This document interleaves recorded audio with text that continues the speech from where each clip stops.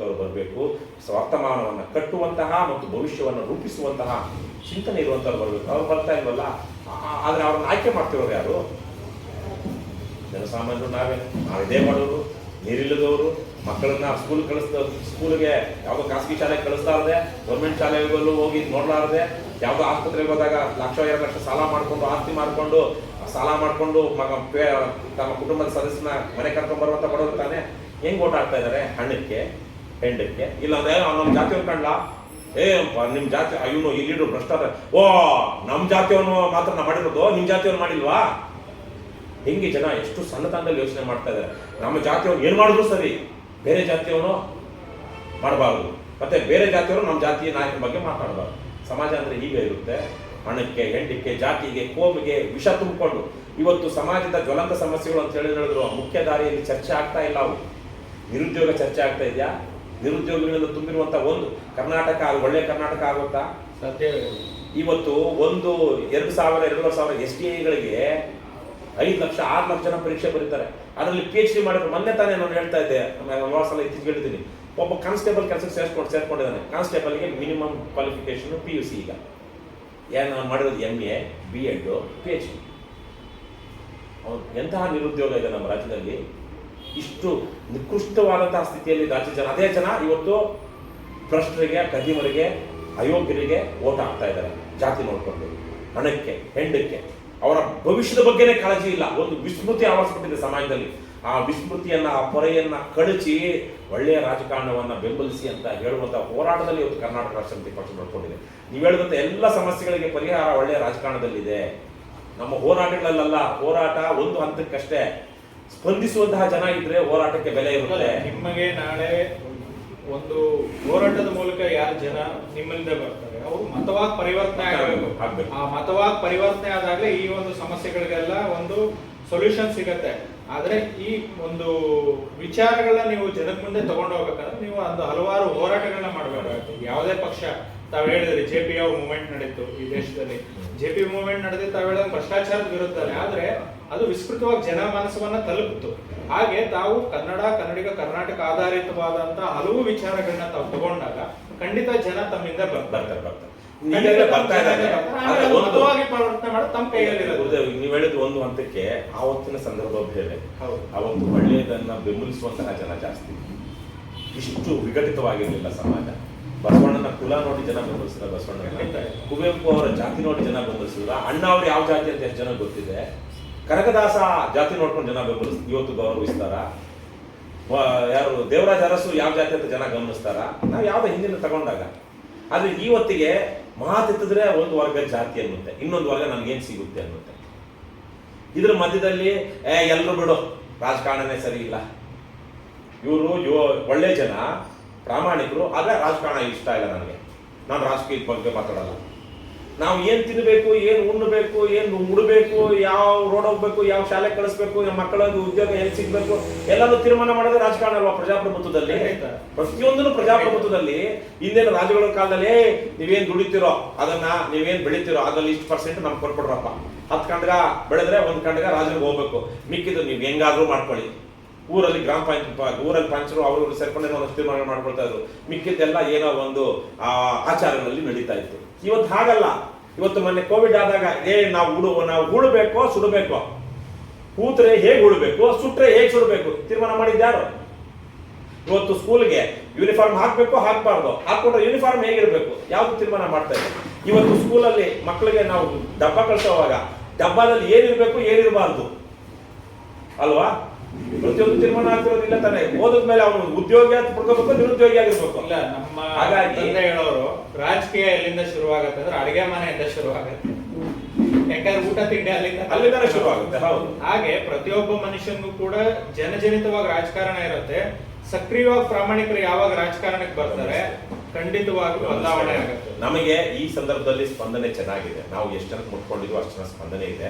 ಆದ್ರೆ ನೀವು ಹೇಳಿದಾಗ ಇನ್ನೂ ವಿಸ್ತಾರ ಆಗಿದೆ. ನಾವು ಬಹಳ ದಣಿತಾ ಇದ್ದೀವಿ. ನಿಮಗೆ ಗೊತ್ತಿರೋ ಹಾಗೆ ನಿರಂತರವಾಗಿ ಕಾರ್ಯಕ್ರಮಗಳಲ್ಲಿದ್ದೀವಿ. ಇವತ್ತು ರಾಜ್ಯಾದ್ಯಂತ ಬೀದಿಗಳಲ್ಲಿ ನಿಂತು ಕರಪತ್ರ ಹಂಚುತ್ತಾ, ಜನರ ಜೊತೆ ಮಾತನಾಡ್ತಾ, ಸಂವಾದ ಮಾಡ್ತಾ, ಫೇಸ್ಬುಕ್ ಲೈವ್ ಮಾಡ್ತಾ, ಅವರ ಅಭಿಪ್ರಾಯಗಳನ್ನ ಕೇಳ್ತಾ, ಸರ್ಕಾರಿ ಅಧಿಕಾರಿಗಳ ಭ್ರಷ್ಟಾಚಾರವನ್ನ ಪ್ರಶ್ನೆ ಮಾಡ್ತಾ, ರಾಜಕಾರಣಿಗಳನ್ನ ಪ್ರಶ್ನೆ ಮಾಡ್ತಾ, ಚುನಾವಣೆಗಳಿಗೆ ನಿಲ್ಲುತ್ತಾ ಹೋರಾಟ ಮಾಡ್ತಾ ಇರುವಂತ ಏಕೈಕ ಪಕ್ಷ ಅಂದ್ರೆ ಇವತ್ತು ಕರ್ನಾಟಕದಲ್ಲಿ ಕರ್ನಾಟಕ ರಾಷ್ಟ್ರ ಸಮಿತಿ ಪಕ್ಷ.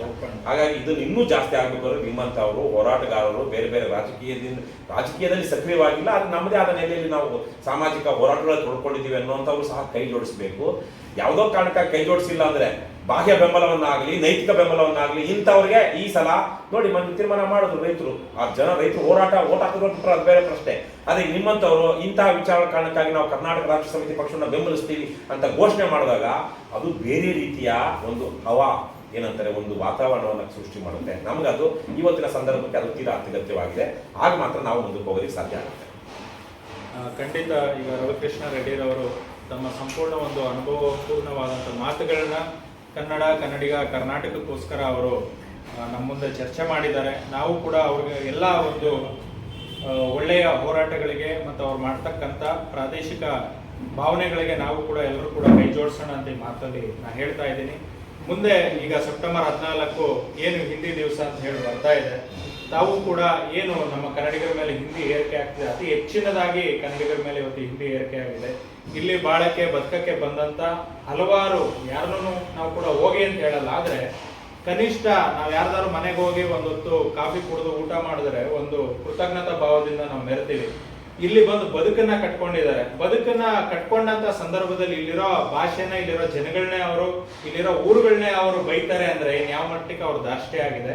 ಆದ್ರಿಂದ ಸೆಪ್ಟೆಂಬರ್ 14 ಏನು ಕೇಂದ್ರ ಸರ್ಕಾರ ಆಯೋಜಿತ ಹಿಂದಿ ಏರಿಕೆ ಮಾಡ್ತಾ ಇದ್ದಾರೆ ಅದನ್ನ ತಾವು ಕೂಡ ವಿರೋಧಿಸಬೇಕು. ಹಾಗೆ ಸಂವಿಧಾನದಲ್ಲಿ ಏನು 341ರಿಂದ 343ರಿಂದ 351 ಕಲಂನಲ್ಲಿ ಹಿಂದಿಗೆ ವಿಶೇಷ ಸ್ಥಾನಮಾನ ಕೊಟ್ಟಿದ್ದಾರೆ, ಅದು ಕನ್ನಡಕ್ಕೂ ಕೊಡಬೇಕು ಅಂತ ಹೇಳಿ ಎಲ್ಲ ಕನ್ನಡ ಪರ ಹೋರಾಟಗಾರ ಆಗ್ರಹವಾಗಿದೆ. ತಾವು ಕೂಡ ಈ ನಿಟ್ಟಿನಲ್ಲಿ ಒಂದು ಘೋಷಣೆ ಮಾಡ್ಬೇಕಂತ ಹೇಳಿ ನಾನು ಈ ಸಂದರ್ಭದಲ್ಲಿ ಕಳಕಳಿ ಮಾಡಿದ್ದೀನಿ. ನಾವು ಇದು ಹಿಂದಿ ದಿವಸ ಕರ್ನಾಟಕಕ್ಕೆ ಅಥವಾ ಯಾವುದೇ ಬೇರೆ ಭಾಷೆಗಳಿರುವಂತಹ ರಾಜ್ಯಗಳಿಗೆ, ಯಾವ ರಾಜ್ಯಗಳಲ್ಲಿ ಆಡಳಿತ ಭಾಷೆ ಹಿಂದಿ ಅಲ್ವೋ, ಕರ್ನಾಟಕ, ತಮಿಳುನಾಡು, ಕೇರಳ, ತೆಲಂಗಾಣ, ಆಂಧ್ರ ಪ್ರದೇಶ, ಒರಿಸ್ಸಾ, ಬಾಂಗ್ಲಾದೇಶ, ಗುಜರಾತ್, ಮಹಾರಾಷ್ಟ್ರ, ಉತ್ತರ ಪ್ರದೇಶದಲ್ಲೂ ಕೂಡ 5 ಭಾಷೆ ಬೇರೆ 5 ಭಾಷೆಗಳಿದೆ. ಆದ್ರೆ ಅಲ್ಲಿ ಉಪಭಾಷೆಗಳಂತ ಪರಿಗಣಿಸಬಹುದು. ಹಿಂದಿಗಿಂತ ಅತಿ ಹೆಚ್ಚು ಉರ್ದು ಮಾತಾಡ್ತಾರೆ ಉತ್ತರ ಪ್ರದೇಶದ ಜನಸಂಖ್ಯೆ. ಇದು ಹಿಂದಿ ಏರಿಕೆನೆ ತಾನೆ. ಅಲ್ಲಿ ಬ್ರಜಭಾಷೆ ಮುಗಿದೋಯ್ತು, ಮತ್ತೆ ಇನ್ನೂ ಒಂದ್ 3-4 ಭಾಷೆಗಳು. ಅದಕ್ಕೆ ಅಲ್ಲಿ ಉತ್ತರ ಪ್ರದೇಶದ ಬಿಟ್ಬಿಡೋಣ. ಆಡಳಿತ ಭಾಷೆ ಅಂತ ಏನಿದೆ ಅಂತ ಏನ್ ಹೇಳ್ತಿದೀವಿ ನಾವು, ರಾಜ್ಯದ ಆಡಳಿತ ಭಾಷೆ ಕರ್ನಾಟಕ, ಕರ್ನಾಟಕದಲ್ಲಿ ಕನ್ನಡ, ತಮಿಳುನಾಡಲ್ಲಿ ತಮಿಳು, ಕೇರಳದಲ್ಲಿ ಮಲಯಾಳಂ. ಹೀಗೆ ಯಾವ ಆಡಳಿತ ಭಾಷೆಯನ್ನ ತಮ್ಮ ಹಿಂದಿಯೇತರ ಭಾಷೆಯನ್ನ ತಮ್ಮ ಆಡಳಿತ ಭಾಷೆಯನ್ನಾಗಿ ಮಾಡ್ಕೊಂಡಿದ್ದಾರೋ ಆ ರಾಜ್ಯದಲ್ಲಿ ಹಿಂದಿ ದಿವಸ ಮಾಡುವಂತ ಅಗತ್ಯವೇ ಇಲ್ಲ. ಹಿಂದಿ ದಿವಸ ಮಾಡಿದ್ರೆ ಆ ರಾಜ್ಯದ ಭಾಷೆಗೆ ಅವಮಾನ ಮಾಡಿದ ಹಾಗೆ. ಹಾಗಾಗಿ ಕರ್ನಾಟಕದಲ್ಲಿ ಹಿಂದಿ ದಿವಸ ಆಗಲೇ ಹೇಳಿದಂಗೆ ಮಹಾತ್ಮ ಗಾಂಧೀಜಿಯವರ ಹೋರಾಟದ ಕಾರಣಕ್ಕಾಗಿ ಆವತ್ತು ಅದನ್ನು ಸಂಪರ್ಕ ಭಾಷೆಯನ್ನಾಗಿ ಮಾಡಿಕೊಂಡು ನಾವು ಇಂಗ್ಲಿಷ್ನ ಗೌಣ ಮಾಡೋಣ. ಇಂಗ್ಲಿಷ್ ಗೌಣ ಮಾಡಿದ್ರೆ ಅವತ್ತು ಅಸಹಕಾರ ಚಳವಳಿ ಇದ್ದಿದ್ದು. ಬ್ರಿಟಿಷರಿಗೆ ಎಲ್ಲ ಹಂತದಲ್ಲೂ ಬ್ರಿಟಿಷರ ಸರ್ಕಾರದಲ್ಲಿ ಕೆಲಸ ಮಾಡ್ತಿರುವಂತವರೆಲ್ಲ ಆಚೆ ಬನ್ನಿ ಅಂತ ಗಾಂಧಿಯವರು ಕರೆ ಕೊಟ್ಟಿದ್ದು. ಹಾಗಾಗಿ ಅವ್ರ ಹತ್ರ ಕೆಲಸ ಮಾಡ್ಬೇಕಂದ್ರೆ ಇಂಗ್ಲಿಷ್ ಬೇಕಾಗಿತ್ತಲ್ಲ, ಇಂಗ್ಲಿಷೇ ಬೇಡ ನಮಗೆ ಅಂತೇಳಿ ಮಾಡಿದ್ರು. ಬಹಳ ಉದಾತ್ತವಾದ ಹೋರಾಟ. ಅವತ್ತು ಇಂಗ್ಲಿಷ್ ಬೇಡ ಅಂದಾಗ ಕನ್ನಡ ಬೇಡ ಅಂತ ಹೇಳಿಲ್ಲ. ಮಹಾತ್ಮ ಗಾಂಧೀಜಿಯವರು ಮಾತೃಭಾಷೆಗೆ ಕೊಟ್ಟಷ್ಟು ಪ್ರಾಮುಖ್ಯತೆಯನ್ನು ಯಾವ ಭಾಷೆಗೂ ಕೊಡಲಿಲ್ಲ. ಹಾಗಾಗಿ ಆವತ್ತು ಅದೊಂದು ರಾಜಕೀಯ ಹೋರಾಟದ ತಂತ್ರದ ಭಾಗವಾಗಿತ್ತು. ಇವತ್ತಿಗೆ ಹಿಂದಿ ದಿವಸ ಮಾಡುವಂತಹದ್ದು ಭಾರತದ ಅಂದ್ರೆ ಆಯಾ ರಾಜ್ಯಗಳಲ್ಲಿ, ಮಧ್ಯಪ್ರದೇಶ ಮಾಡಲಿ, ಉತ್ತರ ಪ್ರದೇಶ ಮಾಡಲಿ, ರಾಜಸ್ಥಾನದಲ್ಲಿ ಮಾಡಲಿ, ಗುಜರಾತಲ್ಲೂ ಮಾಡಬಾರದು. ಯಾಕಂದ್ರೆ ಗುಜರಾತಲ್ಲಿ ಗುಜರಾತಿ, ಮಹಾರಾಷ್ಟ್ರದಲ್ಲಿ ಮರಾಠಿ ಆಡಳಿತ ಭಾಷೆ, ಕಾಶ್ಮೀರದಲ್ಲಿ ಮಾಡಬಾರದು, ಹಿಮಾಚಲ ಪ್ರದೇಶದಲ್ಲಿ ಮಾಡಲಿ, ಪಂಜಾಬಲ್ಲಿ ಮಾಡಬಾರ್ದು ಯಾಕಂದ್ರೆ ಪಂಜಾಬಿ ಇದೆ ಅಲ್ಲಿ, ಹರಿಯಾಣ, ಡೆಲ್ಲಿ ಈ ತರಕ್ಕೇನಿದೆ, ಉತ್ತರಾಖಂಡ, ಉತ್ತರ ಪ್ರದೇಶ, ಬಿಹಾರ, ಜಾರ್ಖಂಡ್ ಮತ್ತೆ ಛತ್ತೀಸ್ಗಢ, ಮಧ್ಯಪ್ರದೇಶ ಇಷ್ಟು ರಾಜ್ಯಗಳಲ್ಲಿ ಮಾತ್ರ ಹಿಂದಿ ದಿವಸ ಮಾಡಿದ್ರೆ ಪರವಾಗಿಲ್ಲ. ಯಾಕಂದ್ರೆ ಆ ರಾಜ್ಯಗಳಲ್ಲಿ ಆ ಭಾಷೆಗಳು ಆಡಳಿತ ಭಾಷೆ, ಆ ಭಾಷೆ. ಹಾಗಾಗಿ ಮಿಕ್ಕಿದ ಕಡೆಗಳೆಲ್ಲ ಅಗತ್ಯ ಇಲ್ಲ. ಕರ್ನಾಟಕದಲ್ಲಿ ಹಿಂದಿ ದಿವಸವನ್ನ ಸರ್ಕಾರ ಅಂತೂ ಮಾಡಲೇಬಾರದು. ಸರ್ಕಾರ ಅದಕ್ಕೆ ಯಾವುದೇ ತರಹದ, ಕರ್ನಾಟಕ ರಾಜ್ಯ ಸರ್ಕಾರ ಯಾವುದೇ ತರಹದ ಪ್ರೋತ್ಸಾಹವನ್ನು ಕೊಡಬಾರದು. ಯಾಕಂದ್ರೆ sentimental, it's not only sentimental, it's a pragmatic issue. ನಾವು ಇದನ್ನ ವಾಸ್ತವದ ನೆಲೆಯಲ್ಲಿ ನೋಡಬೇಕು. ಇದ್ರ ಮೂಲಕ ಕರ್ನಾಟಕಕ್ಕೆ ಬಂದಂತವರು ಕನ್ನಡವನ್ನ ಕಲಿಲೇಬೇಕು, ಗೌರವಿಸಬೇಕು, ಕನ್ನಡವನ್ನ ಗೌರವಿಸಬೇಕು ಮತ್ತೆ ಕನ್ನಡವನ್ನ ಕಲಿಬೇಕು. ನೀವು ಈಗ ನಾನು ಅಮೆರಿಕದಲ್ಲಿದ್ದೆ, ಅಲ್ಲಿನ ಕನ್ನಡ ಕೂಟದಲ್ಲಿ ಪ್ರೆಸಿಡೆಂಟ್ ಆಗಿದೆ ನಾನು, ಕನ್ನಡ ಕೂಟ ಆಫ್ ನಾರ್ದರ್ನ್ ಕ್ಯಾಲಿಫೋರ್ನಿಯಾ ಅಂತ, ಎಲ್ಲಿ ಬೇ ಏರಿಯಾದಲ್ಲಿ ಸಿಲಿಕಾನ್ ವ್ಯಾಲಿನಲ್ಲಿ ಅದರ ಅಧ್ಯಕ್ಷನಾಗಿದ್ದೆ 2005ರಲ್ಲಿ ನಾನು. ನಾವಲ್ಲಿ ಕನ್ನಡಿಗರು ಇಲ್ಲಿಂದ ಹೋದವರು ನಾವೇ ಒಂದು ಸಾಂಸ್ಕೃತಿಕವಾಗಿ ಒಂದು ಸಂಘಟನೆ ಕಟ್ಕೊಂಡಿದ್ವಿ. ಸಾಂಸ್ಕೃತಿಕವಾಗಿ ಮಾಡೋದು ಬೇರೆ, ಆದ್ರೆ ನಾವೇ ಕನ್ನಡ ನೀವೆಲ್ಲ ಕನ್ನಡ ಕಲಿಬೇಕು ಅಥವಾ ಕನ್ನಡ ಕಲಿತ್ರೆ ನಿಮ್ಗೆ ಯೋಗ್ಯತೆ ಅಂದ್ರೆ ಅಲ್ಲಿರೋರು ಬಿಡ್ತಾರ? ಅವ್ರಿಗೆ ಅವಮಾನ ಮಾಡ್ದಾಗಲ್ವಾ? ನಾವು ಅಲ್ಲಿ ಹೋದಾಗ ಅಲ್ಲಿ ಜನ ಜೊತೆ ಬೆರಿತಾ ಇಲ್ಲ ಅಂತ ಆಗಲ್ವಾ? ಅದೇ ರೀತಿಯಲ್ಲಿ ಇಲ್ಲೂ ಅಷ್ಟೇ ಹಿಂದಿ ದಿವಸ ಅನ್ನೋದನ್ನ ಕೇಂದ್ರ ಸರ್ಕಾರ ಬಿಟ್ಬಿಡ್ಬೇಕು. ಹಿಂದಿಯನ್ನ ನೀವು ಸಂಪರ್ಕ ಭಾಷೆಯಾಗಿ ಬಳಸ್ತೀರಾ ಬಳಸಿ. ಈಗ ಇಂಗ್ಲಿಷ್ ಮತ್ತು ಹಿಂದಿ ಸಂಪರ್ಕ ಭಾಷೆ ಅಂತಿದೆ. ನಮ್ಮ ಪಕ್ಷ ಆಡಳಿತಕ್ಕೆ ಬಂದ ಮೇಲೆ ನಾವು ಕೇಂದ್ರ ಸರ್ಕಾರದಿಂದ ನಮಗೆ ಬರುವಂತ ಯಾವುದೇ ಇಂಗ್ಲಿಷ್ ಅಥವಾ ಹಿಂದಿ ಎರಡೂ ಭಾಷೆಗಳಲ್ಲಿ ಏನಾದ್ರು ಪತ್ರ ವ್ಯವಹಾರ ಮಾಡಿದ್ರೆ ನಾವು ತಗೊಳ್ಳೋದಿಲ್ಲ. ನಾವು ಇಲ್ಲಿ ಕನ್ನಡದಲ್ಲಿ ಮಾಡ್ತೀವಿ. ಮೊದಲು ಕನ್ನಡದಲ್ಲಿ ಇರುತ್ತೆ, ಅದನ್ನ ಟ್ರಾನ್ಸ್ಲೇಟ್ ಮಾಡಿ ಇಂಗ್ಲಿಷ್ ಕಳಿಸ್ತೀವಿ. ಅವ್ರು ಕಳಿಸೋ ಆಗಿದ್ರೆ ನಮಗೆ ಇಂಗ್ಲಿಷಲ್ಲಿ ಬಂದ್ರೆ ತಗೊಳ್ಳಲ್ಲ, ನಾವು ಕನ್ನಡ ಟ್ರಾನ್ಸ್ಲೇಟ್ ಮಾಡಿ ಕಳಿಸಿ. ಈಗ ನನಗೆ ಒಬ್ಬ ಮುಖ್ಯಮಂತ್ರಿ ಆಗಿರುವಂತ ನನಗೆ ಇವತ್ತು ನಮಗಿರುವಂತ ಮುಖ್ಯಮಂತ್ರಿ ಯಾರು? ಬಸವರಾಜ ಬೊಮ್ಮಾಯಿ. ಅವ್ರಿಗೆ ಇಂಗ್ಲಿಷ್ ಬರುತ್ತೆ ಸ್ವಲ್ಪ, ಯಾಕಂದ್ರೆ ಅವ್ರು ಇಂಜಿನಿಯರಿಂಗ್ ಓದಿದ್ದಾರೆ. ಅದೇ ಯಡಿಯೂರಪ್ಪನವ್ರು ಬರ್ತಿತ್ತ ಇಂಗ್ಲಿಷ್ ಚೆನ್ನಾಗಿ, ಇಂಗ್ಲಿಷ್ ಮತ್ತೆ ಹಿಂದಿಲಿ ಅವ್ರಿಗೆ ಮಾಡಕ್ ಆಗ್ತಾ ಇತ್ತ ಪತ್ರ ವ್ಯವಹಾರ. ಅವ್ರಿಗೆ ಕನ್ನಡದಲ್ಲಿ ಇರ್ಬೇಕೋ ಬೇಡವಾ? ಅದಕ್ಕೆ ಇನ್ಯಾವನೋ ಒಬ್ಬ ಐಎಎಸ್ ಆಫೀಸರ್ ಹೇಳಿ ಇದು ನಿಮ್ಗೆ ಹೇಳ್ತಾನೆ ಅಂದ್ರೆ ಅದು ಕನ್ನಡಿಗರಿಗೆ ಅವಮಾನ ಯಾವುದೋ ಇಲ್ವಾ? ಕೂತಿರುವಂತವ್ರು ಇಟ್ಕೋಬೇಕು. ವಿಶೇಷವಾಗಿ ರಾಜ್ಯ ಸರ್ಕಾರ ಮತ್ತು ಕೇಂದ್ರ ಸರ್ಕಾರದ ಮಧ್ಯೆ ಪತ್ರ ವ್ಯವಹಾರ ಮಾಡುವಂತವ್ರಿಗೆ ಭಾಷಾಂತರಕಾರನ ಇಟ್ಕೊಳಕ್ ಆಗಲ್ವಾ? ಇವತ್ತು ಸಂವಿಧಾನದಲ್ಲಿ ಅವಕಾಶ ಇದೆ, ಪಾರ್ಲಿಮೆಂಟ್ ಅಲ್ಲಿ ಅವಕಾಶ ಇದೆ. ನಾನು ಕನ್ನಡದಲ್ಲಿ ಮಾತಾಡ್ತಿರುವಾಗ ಮಿಕ್ಕದವರಿಗೆ ಕನ್ನಡ ಬರದಿರುವಂತ ತೆಲುಗಿರ್ಬೋದು, ತಮಿಳರಿಗಿರ್ಬೋದು, ಇನ್ಯಾವುದೋ ಮರಾಠಿಗಳಿರ್ಬೋದು, ಬೆಂಗಾಲಿಗಳಿರ್ಬೋದು, ಅಲ್ಲಿ ತತ್ಕ್ಷಣದಲ್ಲಿ ಅವ್ರಿಗೆ ಟ್ರಾನ್ಸ್ಲೇಟ್ ಮಾಡ್ಕೊಡ್ಬೇಕು. ಏನು ರಿಯಲ್ ಟೈಮ್ ಅಲ್ಲಿ 10 ಜನ ರಿಯಲ್ ಟೈಮ್ ಅಲ್ಲಿ ಟ್ರಾನ್ಸ್ಲೇಟ್ ಮಾಡ್ತಾ ಇರಬೇಕು ಅಂತ ಇದೆ, ಆ ಸೌಲಭ್ಯಗಳಿದೆ. ಅಂತದನ್ನ ಬಳಸೋದನ್ನ ಬಿಟ್ಟು ನಾವು ನಮ್ಮಂತವ್ರು ಅವ್ರ ಹಿಂದಿ ಭಾಷೆಗಳಿಗೆ ಅದೇನೋ ಪಾಪ ಶೋಭಾ ಕರಂದ್ಲಾಜೆ ಅವತ್ತು ಇದರಲ್ಲಿ ತುಂಬಾ ಹೆಸರುವಾಸಿ. ಅವ್ರಿಗೆ ಸರಿಯಾಗಿ ಹಿಂದಿ ಬರೋದಿಲ್ಲ, ಅದೇನೋ ಪೆದ್ದಾಗಿ ಮಾತಾಡ್ತಾರೆ. ಪ್ರಯತ್ನ ಪಡ್ಲಿ, ತಪ್ಪೇನೋ ಅಲ್ಲ. ನೀವು ಕನ್ನಡದಲ್ಲೇ ಮಾತಾಡೋದಕ್ಕೆ ಅವಕಾಶ ಹಿಂದಿಲಿ ಯಾಕೆ ಮಾತಾಡ್ತೀರಾ? ಹಾಗಾಗಿ ಇದು ಗುಲಾಮಿ ಮನಸ್ಥಿತಿ. ಹಾಗಾಗಿ ಕರ್ನಾಟಕದಲ್ಲಿ ಹಿಂದಿ ದಿವಸವನ್ನ ಸರ್ಕಾರ ಆಚರಣೆ ಮಾಡಬಾರದು. ರಾಜ್ಯ ಸರ್ಕಾರ ಯಾವುದೇ ತರಹದಲ್ಲಿ ಸಪೋರ್ಟ್ ಮಾಡಬಾರ್ದು. ನಾವು ಅಷ್ಟೇ ನವೆಂಬರ್ 1 ನೀವೆಲ್ಲ ಉತ್ತರ ಪ್ರದೇಶದಲ್ಲಿ ಕರ್ನಾಟಕ ರಾಜ್ಯೋತ್ಸವ ಮಾಡಿ ಅಂತ ಹೇಳ್ತೀವಿ, ನಾವು ಇಲ್ವಲ್ಲ, ಯಾರು ಮಾಡೋದಿಲ್ಲ. ಮತ್ತೆ ತ್ರಿಭಾಷಾ ಸೂತ್ರ ಯಾಕೆ ಓನ್ಲಿ ದಕ್ಷಿಣ ಕರ್ನಾಟಕಕ್ಕೆ ಅಪ್ಲೈ? ತ್ರಿಭಾಷಾ ಸೂತ್ರ ಇವತ್ತು ಕರ್ನಾಟಕದಲ್ಲಿ ಹಿಂದಿ ಇದೆ, ತಮಿಳುನಾಡು ಮ್ಯೂಚುವಲ್ ಎಕ್ಸ್ಚೇಂಜ್ ಅಂತ ಹೇಳಿ ತ್ರಿಭಾಷಾ ಸೂತ್ರ ಆದಾಗ ಇವತ್ತು ಉತ್ತರ ಪ್ರದೇಶದಲ್ಲಿ ಮಧ್ಯಪ್ರದೇಶದಲ್ಲಿ ಎಷ್ಟು ಜನ ಹಿಂದಿ ಬಿಟ್ಟು ಬೇರೆ ಭಾಷೆ ಕಲಿತಾರೆ? ಭಾರತೀಯ ಭಾಷೆಯನ್ನ ಯಾರು ಕಲಿತಾ ಇಲ್ಲ. ಆದ್ರೆ ತೆಲುಗರು, ಕನ್ನಡಿಗರು, ತಮಿಳರು, ಮಲಯಾಳಿಗಳು ಇವರು ಅವರ ಮಾತೃಭಾಷೆಯನ್ನ ಬಿಟ್ಟು ಹಿಂದಿಯನ್ನ ಕಲಿತಾ ಇದ್ದಾರೆ. ತಮಿಳುನಾಡಲ್ಲಿ ಕನ್ನಡ ಕಲಿಯೋದಕ್ಕೆ ಅವಕಾಶ ಇದೆಯಾ? ಕನ್ನಡದಲ್ಲಿ ತಮಿಳುನಾಡು ತಮಿಳು ಕಲಿಯೋದಕ್ಕೆ ಇದೆಯಾ? ಮಲಯಾಳಂ ಕೇರಳದಲ್ಲಿ ತೆಲುಗು ಕಲಿತಾ ಇದ್ದಾರಾ? ಆಂಧ್ರ ಪ್ರದೇಶದಲ್ಲಿ ಇವತ್ತು ಮಲಯಾಳಂ ಕಲಿತಿದ್ದಾರಾ? ನಮಗೆ ಯಾಕೆ ಹಿಂದಿನೇ ಕಲಿಬೇಕು? ನಾವು ಯಾಕೆ ಕಲಿಬಾರ್ದು? ಇವತ್ತು ನಾವು ಕನ್ನಡದಲ್ಲಿ ಹಿಂದಿ ಬದಲಿಗೆ ಮಲಯಾಳಂ ಯಾಕೆ ಕಲಿಬಾರ್ದು? ಆಂಧ್ರದಲ್ಲಿ ತೆಲುಗು ಹಿಂದಿ ಬದಲಿಗೆ ಮಲಯಾಳಂ ಯಾಕೆ ಕಲಿಬಾರ್ದು? ತಮಿಳುನಾಡಲ್ಲಿ ಹಿಂದಿ ಬದಲಿಗೆ ಕನ್ನಡ ಯಾಕೆ ಕಲಿಬಾರ್ದು? ತ್ರಿಭಾಷಾ ಸೂತ್ರ ಅಂದಾಗ ವೈ ತ್ರಿಭಾಷಾ ಸೂತ್ರ is only confined to Hindi and English. ಯಾರು ಮಾತಾಡ್ತಿದ್ದಾರೆ? ಇವತ್ತು ನಾವೇ ಇಷ್ಟು ಮಾತಾಡ್ತಿದ್ವಲ್ಲ, ನಮಗೇನೆ ಇಷ್ಟು ಮಾತಾಡಿದಾಗ ಎಷ್ಟು ಜನ ಬೆಂಬಲಿಸ್ತಾರೆ ರಾಜಕೀಯವಾಗಿ? ನಾವು ರಾಜಕೀಯ ವಿಚಾರಗಳನ್ನ ತಿಳ್ಕೊಳ್ಬೇಕು ಮತ್ತು ಕೆಲವೊಂದು ಏನಂತಾರೆ ಪ್ರಿನ್ಸಿಪಲ್ ಸೈದ್ಧಾಂತಿಕ ವಿಚಾರಗಳನ್ನ ತಿಳ್ಕೊಳ್ಬೇಕು. ಆದ್ರೆ ಸೈದ್ಧಾಂತಿಕ ವಿಚಾರಗಳನ್ನ ತಿಳ್ಕೊಳ್ಳುವಾಗ ನಮ್ಮ ಸಮಾಜ ಅದಕ್ಕೆ ಸರಿಯಾಗಿ ಸ್ಪಂದಿಸಿಲ್ಲ ಇಲ್ಲಿ ತನಕ. ಆದ್ರೆ ನಮ್ಮಂತವ್ರು ಮಾತಾಡ್ತಾ ಹೋದಾಗ ಸ್ಪಂದನೆ ಬರುತ್ತೆ. ನಾವು ಆ ನಿಟ್ಟಿನಲ್ಲಿ ಆಶಾವಾದಿಗಳಾಗಿ ಇಂಥ ಒಂದು ಸೈದ್ಧಾಂತಿಕ ವಿಚಾರಗಳನ್ನ ನಾವು ಮುಂದಿಟ್ಕೊಳ್ಳಿಲ್ಲ ಅಂದ್ರೆ ತುಂಬಾ ಇವತ್ತು ಅವನೇನೋ ತಿಂದ ಅದಕ್ಕೆ ನಾನು ಇವ್ನು ಓಟ್ ಹಾಕ್ತೀನಿ, ಅವನೇನೋ ತಿಂದ ಅಲ್ಲೆಗೋ ಹೋಗ್ಬಿಟ್ಟಿದ್ದ ಅದಕ್ಕೆ ನಾನು ವಿರುದ್ಧವಾಗಿರ್ತೀನಿ, ಇವ್ನು ಇವತ್ತು ಯಾವುದೋ ಈ ಬಟ್ಟೆ ಕಲರ್ ಬಟ್ಟೆ ಹಾಕೊಂಡ್ಬಿಟ್ಟಿದ್ದಾನೆ ಅದಕ್ಕೆ ನಾನು ಓಟ್ ಹಾಕೋದಿಲ್ಲ. ಕ್ಷುಲ್ಲಕ ವಿಚಾರಗಳಿಗೆ ನಾವು ಯೋಚನೆ ಮಾಡೋದಾಗುತ್ತೆ. ನಾವು ಸೈದ್ಧಾಂತಿಕವಾದಂತಹ ವಿಚಾರಗಳನ್ನ ಇಟ್ಕೊಂಡು ಯಾವುದು ಸತ್ಯ ಮತ್ತು ಯಾವುದು ನ್ಯಾಯ ಮತ್ತು ಯಾವುದು ನಮ್ಮ ಪರಂಪರೆಯಲ್ಲಿ ಗೌರವಿಸಬೇಕಾದಂತಹ ಮೌಲ್ಯಗಳು, ಈ ವಿಚಾರಗಳನ್ನ ನಾವು ರಾಜಕೀಯ ವಿಚಾರಗಳನ್ನ, ಬದುಕಿನ ವಿಚಾರಗಳನ್ನ ರಾಜಕೀಯ ವಿಚಾರಗಳನ್ನಾಗಿ ಮಾಡ್ಕೊಳ್ಬೇಕು. ಇಲ್ಲಾಂದ್ರೆ ಇದು ಹೀಗೆ ಆಗುತ್ತೆ ಮತ್ತು ಮೇಲ್ನವರು ದಬ್ಬಾಳಿಕೆ ಮುಂದುವರಿಯುತ್ತೆ. ಇದನ್ನ ಕರ್ನಾಟಕ ರಾಷ್ಟ್ರ ಸಮಿತಿ ಪಕ್ಷ ಈಗಾಗಲೇ ಈಗ ನಿಮ್ಮಂತವರೆಲ್ಲ ಇದನ್ನ ಒಂದು ಆಶಾವಾದ ನೋಡ್ತಾ ಇರೋದೇನೆ ಕರ್ನಾಟಕದಲ್ಲಿ ಎಷ್ಟೋ ಜನರಿಗೆ ಒಂದು ಚೈತನ್ಯ ಮತ್ತು ಸ್ಫೂರ್ತಿಯನ್ನು ತಂದುಕೊಟ್ಟಿದೆ. ಇಲ್ಲ, ಇವರು ಇದೇ ದಿಕ್ಕಲ್ಲಿ ಹೋದ್ರೆ ಇವರು ಖಂಡಿತವಾಗಿ ಒಂದು ನಿಜವಾದ ಒಂದು ಸ್ವಾಭಿಮಾನ ಮತ್ತು ಘನತೆಯಿಂದ ಬದುಕಬೇಕಾದಂತ ಒಂದು ವಾತಾವರಣವನ್ನು ನಿರ್ಮಾಣ ಮಾಡ್ತಾರೆ ಅಂತ ಆ ಮಟ್ಟಿಗೆ ನಾವು ಕರ್ನಾಟಕ ರಾಷ್ಟ್ರ ಸಮಿತಿ ಪಕ್ಷ ಯಶಸ್ವಿಯಾಗಿದ್ದೀವಿ. ನೀವೆಲ್ಲ ಹೇಳಿದಾಗೆ ನಾನು ಇನ್ನೂ ಇದಕ್ಕಿಂತ ಸ್ಪಷ್ಟವಾಗಿ ಹೇಳೋದಕ್ಕೆ ಸಾಧ್ಯ ಇಲ್ಲ ಯಾವುದೇ ಒಂದು ವಿಚಾರವಾಗಿ. ಸೊ ನಾವು ಅದನ್ನು ಹೋರಾಟ ಹೇಗೆ ರೂಪಿಸ್ತೀವಿ? ಬಹುತೇಕವಾಗಿ ಇವತ್ತಿನ ಇಂತಹ ಹೋರಾಟಗಳು ಇದಕ್ಕೆ ಸೀಮಿತವಾಗಿಬಿಟ್ಟಿವೆ. ಯಾವುದಕ್ಕೆ? ಟ್ವಿಟರ್ಗೆ. ಇವತ್ತು ನಾವು ಹಿಂದಿ ದಿವಸದ ಬಗ್ಗೆ ಒಂದು ಜಾಥಾ ಮಾಡ್ತೀವಿ ಅಂದಾಗ ಹೋಗಿ ಫ್ರೀಡಂ ಪಾರ್ಕ್ ಕೂತ್ಕೊಳ್ಳಿ ಅಂತಾರೆ ಬೆಂಗಳೂರಲ್ಲಿ. ಈ ಹೈಕೋರ್ಟ್ ಇತ್ತೀಚೆಗೆ ಮಾಡಿರುವಂತಹ ತಪ್ಪು ಕೆಲಸ ಏನು ಅಂದ್ರೆ ಎಲ್ಲಾ ಹೋರಾಟಗಳು ಫ್ರೀಡಂ ಪಾರ್ಕ್ಗೆ ಲಿಮಿಟ್. ಹೋರಾಟನ ವ್ಯವಸ್ಥಿತವಾಗಿ ಹತ್ತಿಕ್ತಾ ಇದೆ ಪೂರ್ತಿಯಾಗಿ ವ್ಯವಸ್ಥೆ. ಅದು ಹೈಕೋರ್ಟ್ ಈ ತರಹದ ತೀರ್ಮಾನ ಮಾಡಿರೋದು ನಮ್ಗೆ ಗಾಬರಿ ಹುಟ್ಟಿಸಿದೆ. ಇವತ್ತು ನಾವು ಅಲ್ಲಿ ಪಕ್ಕದಲ್ಲಿ ಗಾಂಧಿ ಸ್ಟ್ಯಾಚ್ಯೂ ಹತ್ರ ಹೋಗಿ ಕೂತ್ಕೊಳ್ಳಕ್ ಆಗ್ತಾ ಇಲ್ಲ ನಮಗೆ. ಫ್ರೀಡಂ ಪಾರ್ಕ್ಗೆ ಹೋಗ್ಬೇಕು. ಫ್ರೀಡಂ ಪಾರ್ಕ್ ರಸ್ತೆ ಯಾವಾಗೂ ಕಾಣಿಸಲ್ಲ. ಕಳೆದ 60 ವರ್ಷಗಳಿಂದ ಮೈಸೂರು ಬ್ಯಾಂಕ್ ಅಲ್ಲಿ ಕನ್ನಡ ಪರ ಹೋರಾಟಗಾರರು ಮತ್ತೆ ಎಲ್ಲ ಯಾವುದೇ ಹೋರಾಟ ನಡೀಬೇಕಂತ ಹೇಳಿದ್ರೆ ಅಲ್ಲಿ ನಡೀತಾ ಇತ್ತು. ಕಳೆದ 10 ವರ್ಷಗಳಿಂದ ನಮ್ಮ ಟೌನ್ ಹಾಲ್ ಇಂದ ನಡೀತಾ ಇತ್ತು. ಎಲ್ಲಾ ಹೋರಾಟಗಳನ್ನು ವ್ಯವಸ್ಥಿತವಾಗಿ ನಿರ್ಣಯ ಮಾಡ್ತಾರೆ. ನಾನು ಓದುವಾಗ KR ಸರ್ಕಲ್ ಅಲ್ಲಿ ನಮ್ಮ UVC ಇರೋದು. UVC ಮುಂದ್ಗಡೆ ಅಷ್ಟು ಸರ್ಕಲ್ ಅಲ್ಲಿ ಜನ ಟೆಂಟ್ ಹಾಕೊಂಡು ಹೋರಾಟ ಮಾಡ್ತಾ ಇದ್ರು. ಟೆಂಟ್ ಆವತ್ತಿನ ಕಾಲಕ್ಕೆ ಶಾಮಿಯಾನ ಟೆಂಟ್ ಹಾಕೊಂಡು UVC ಇದು KR ಸರ್ಕಲ್ ಅಲ್ಲಿ ಮಾಡ್ತಾ ಇದ್ರು.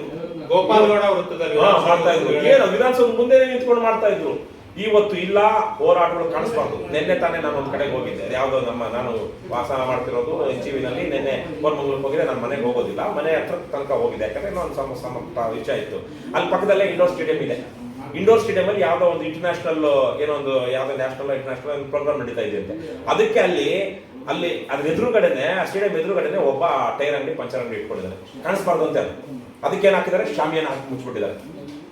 ಶಾಮಿಯಾನ ಹಾಕಿ, ಶಾಮಿಯಾನ ಅಲ್ಲ, ಏನಂತಾರೆ ವಾಲ್ ಅಂತಾರೆ, ಏನಂತಾರಲ್ಲ ಶಾಮಿಯಾನ ಹಾಕುವಾಗ ಸೈಡ್ ವಾಲ್ ಹಾಕಿ ಮುಚ್ಚಿಬಿಟ್ಟಿದ್ದಾರೆ.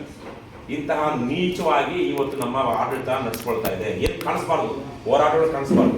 ಹಾಗಾಗಿ ಇವತ್ತು ನಾವು ಇದನ್ನ ವಿರೋಧಿಸಬೇಕು ಅಂದ್ರೆ ನಾವೇನೋ ಹೋಗಿ ಕನ್ನಡ ಸಂಸ್ಕೃತಿ ಇಲಾಖೆ ಮುಂದೆ ಅಥವಾ ಯಾವುದು ರವೀಂದ್ರ ಕಲಾಕ್ಷೇತ್ರದಲ್ಲಿ ಪಕ್ಕದಲ್ಲಿರುವಂತಹ ಕನ್ನಡ ಭವನದಲ್ಲಿ ನಾವು ಕನ್ನಡ ಭವನದ ಮುಂದೆ ಹೋಗಿ ಪ್ರತಿಭಟನೆ ಮಾಡ್ತೀವಿ ಅಂದ್ರೆ, ಇಲ್ಲ ನೀವು ಫ್ರೀಡಂ ಪಾರ್ಕ್ ಹೋಗ್ಬೇಕು, ಹೆಂಗ್ ಕಾಣಿಸುತ್ತೆ, ಹೆಂಗ್ ಗೊತ್ತಾಗುತ್ತೆ. ಹಾಗಾಗಿ ಇವತ್ತು ಹೋರಾಟಗಳಿಗೆ, ಬೇರೆ ತರದ ಹೋರಾಟಗಳಿಗೆ ಕಷ್ಟ ಇದೆ. ಹಾಗಾಗಿ ಜನ ಇದನ್ನೆಲ್ಲ ಗಮನಿಸಬೇಕು. ಬೀದಿಗಳಿದ್ರೆ ಕೇಸ್ ಬಿಡುತ್ತೆ. ಕೇಸ್ ಅಂತ ಒಂದೊಂದು ಕೇಸ್ಗೆ ಒಬ್ಬೊಬ್ರು ಹೋಗ್ತಾ ಇದ್ರೆ ನಮಗೆ ಸಮಸ್ಯೆ ವಿಚಾರ ಎಲ್ಲಿ ಹೋಗುತ್ತೆ, ಎಲ್ಲೂ ಹೋಗಲ್ಲ. ಹಾಗಾಗಿ ಇವತ್ತು ಬಹಳ ಸಂಕೀರ್ಣವಾಗಿದೆ ಸಮಸ್ಯೆ, ವಿಚಾರ, ಸಂದರ್ಭ. ಜನ ಇದನ್ನೆಲ್ಲ ಗಮನಿಸಿಕೊಂಡು ನಿಮ್ಮಂತವರು KRS ಪಕ್ಷವನ್ನ ಬೆಂಬಲಿಸಿ ನಾವು ಖಂಡಿತವಾಗಿ ವಿಚಾರವಾಗಿ ಸಮಯ ಸಂದರ್ಭ ನೋಡ್ಕೊಂಡು ಧ್ವನಿ ಎತ್ತೀವಿ ಮತ್ತು ಅದು ಪರಿಷ್ಕಾರಕ್ಕೆ ನಾವು ಖಂಡಿತವಾಗಿ ಕಟಿಬದ್ಧರಾಗಿದ್ದೀವಿ. ಕನ್ನಡ ಬಂಧುಗಳೇ, ಇವತ್ತು KRS ಪಕ್ಷದ ಸಂಸ್ಥಾಪಕ ಅಧ್ಯಕ್ಷರಾದಂತಹ ರವಿಕೃಷ್ಣ ರೆಡ್ಡಿರವರು ಕರ್ನಾಟಕ ಕನ್ನಡಿಗರ ಬದುಕು ಕಟ್ಟುವುದಕ್ಕೆ ಅವರ ಪಕ್ಷ ಯಾವ ರೀತಿ ಶ್ರಮ ಪಡ್ತಾ ಇದೆ ಮತ್ತು ಯಾವ ರೀತಿ ಕನಸುಗಳನ್ನ ಕಟ್ಟಿದೆ ಮತ್ತು ಅದನ್ನು ಸಾಕಾರ ಮಾಡೋದಕ್ಕೆ ಯಾವ ರೀತಿ ಹೋರಾಟ ಮಾಡ್ತಿದ್ದಾರೆ ಅನ್ನೋದನ್ನ ತಮ್ಮ ಮುಂದೆ ಸವಿಸ್ತಾರವಾಗಿ ತಮ್ಮ ಅಮೂಲ್ಯವಾದಂಥ ಸಮಯವನ್ನ ಕೊಟ್ಟು ಮತ್ತು ಈ ಒಂದು ತಮ್ಮ ವಿಚಾರಧಾರೆಯನ್ನ ಕನ್ನಡ ನಾಡಿನ ಜನತೆಗೆ ತಲುಪಿಸ್ಬೇಕಂತ ಹೇಳಿ ಬಹಳ ಹೋರಾಟ ಮಾಡ್ತಿದ್ದಾರೆ. ತಮ್ಮ ಉದ್ದೇಶ ನಿಜಕ್ಕೂ ಒಳ್ಳೆಯದಾಗಿದೆ. ಇದಕ್ಕೆ ಖಂಡಿತವಾಗ್ಲೂ ಜನ ಬೆಂಬಲ ಕೊಡಲೇಬೇಕು. ಇಲ್ಲ ಅಂತ ಹೇಳಿದ್ರೆ ಅದು ಜನಕ್ಕೆ ಸ್ವಯಂಕೃತವಾಗಿ ತಮಗೆ ತಾವು ಅನ್ಯಾಯ ಮಾಡ್ಕೊಳ್ತಾ ಇದ್ದಾರೆ ಅಂತ ಹೇಳಿ ಸಂದರ್ಭದಲ್ಲಿ ಹೇಳ್ತಾ, ಈ ಸಂದರ್ಭದಲ್ಲಿ ಕನ್ನಡ ಪರ ಹೋರಾಟಗಾರರು ಮತ್ತು ಈ ನಾಡು ನುಡಿಗೋಸ್ಕರ ದುಡಿದಂತ ಹಲವು ಮಹನೀಯರ ಒಂದು ಸಮಗ್ರವಾದಂತ ಒಂದು ಇತಿಹಾಸ ಇರ್ತಕ್ಕಂಥ ಒಂದು ಪುಸ್ತಕವನ್ನ ಅವ್ರಿಗೆ ನಾನು ಉಡುಗೊರೆಯಾಗಿ ಕೊಡ್ತಾ ಇದ್ದೀನಿ. ಇದು ರಾನಂ ಚಂದ್ರಶೇಖರ್ ಅವರು ಬರೆದಿದ್ದಾರೆ, ಕನ್ನಡ ಡಿಂಡಿಮ. ಇಲ್ಲಿ ಕನ್ನಡ ಕಟ್ಟದಂತ ನಮ್ಮ ತಂದೆಯವರು ಇರ್ಬೋದು, ವಾಟಾಳ್ ನಾಗರಾಜ್ ಇರ್ಬೋದು, ಹಲವಾರು ಮಹನೀಯರು ಎಲ್ಲರದು ಕೂಡ ಇದರಲ್ಲಿ ಸಮಗ್ರವಾಗಿದೆ. ಇದನ್ನ ನಾನು ಉಡುಗೊರೆಯಾಗಿ ಕೊಡ್ತಿದ್ದೀನಿ. ಇದನ್ನು ತಾವು ಓದಬೇಕು, ಓದಿ ಇದರಲ್ಲಿರ್ತಕ್ಕಂಥ ಒಳ್ಳೆ ವಿಚಾರಧಾರೆಗಳನ್ನ ತಾವು ಅಳವಡಿಸ್ಕೊಳ್ಬೇಕು. ಹಾಗೆ ಇದು ನಾಡಿನ ಜನತೆಗೆ ಅನುಕೂಲವಾಗಲಿ ಅಂತ ಕೊಡ್ತಾ ಇದ್ದೀನಿ. ಹಾಗೇನೆ ನಿಮಗೂ ನಾನು ಒಂದು ಪುಸ್ತಕ ಏನೇ ಆಗಲಿ ಒಳ್ಳೆಯದನ್ನೇ ಮಾಡುತ್ತಲೇ ಅನ್ನುವಂಥ ನಾನು ಅನುವಾದ ಮಾಡಿರುವಂಥ ಪುಸ್ತಕವನ್ನು ಕೊಡ್ತಾ ಇದ್ದೀನಿ. ನಿಮಗೂ ಶುಭವಾಗಿ. ನಾನು ನಿಮ್ಗೊಂದು ಪುಸ್ತಕ ತಗೊಂಡೆ ಸರ್. ಯಾವುದು ವೆಂಕಟೇಶ್ ಬನ್ನಿ, ನಿಮ್ಗೊಂದು ಪುಸ್ತಕ ವೀರಲೋಕದಲ್ಲ, ವೀರಲೋಕದಲ್ಲಿ ಹಿಂದೆ ಪುಸ್ತಕ ಇದನ್ನೇ ಹೆಸರು ಬದಲಾಯಿಸಿ, ಅದೇ ಇದೇನೆ ಆ ಹೆಸರಲ್ಲಿ ಬಂದಿರೋದು, ಪಬ್ಲಿಷ್ ಮಾಡಿರೋದು.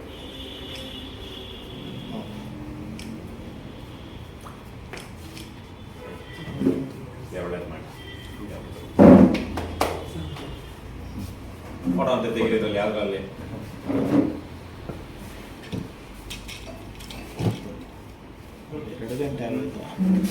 ಗಣಪತಿ